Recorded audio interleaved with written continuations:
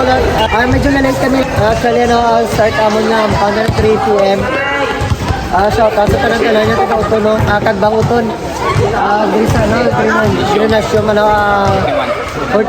Salamat sa isa naman ito oportunidad, no? Sa pag-invite sa aton ni Sir Benz sa iyang mga player.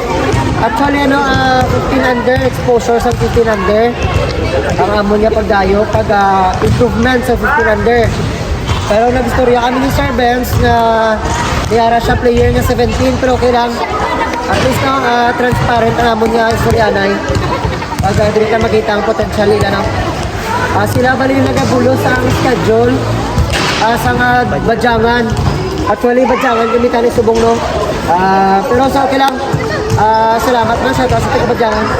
Sir Benz, shout out magaling sa sa ating table, referee, si Sir Romel, no? Si Sir Ryan, sila mabulig sa aton para matikayo ng aton nga games. Sir Benz, ano ma-promote mo sa inyo din nga mga player? Sana ang personal na liga lang. Bali, anong ngalan ka team nyo? Zona 3. Are mga kalot, ang ilang ngalan sa ilang team nyo. Zona 3. Dire sa Kagbang no? Sir mga kalot, salamat sa tanan-tanan, sa tanan-tanan team for coming dayo. Si Mr. Paul mo. Lakan Tony Gonzaga. Emmanuel Yoyo Caso. Lawang Medos, Masikoy. Lauren Santiago. Earl Seymour Labo. Tapadas. Kaso. Kung na lang. Saga. Maraming. Ayun mga kalot, tara sa tanan.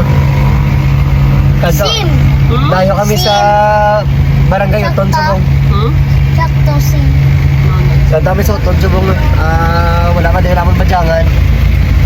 Pero dayo kami sa Uton. Sa Kagbang Uton, no? Takit sa daan.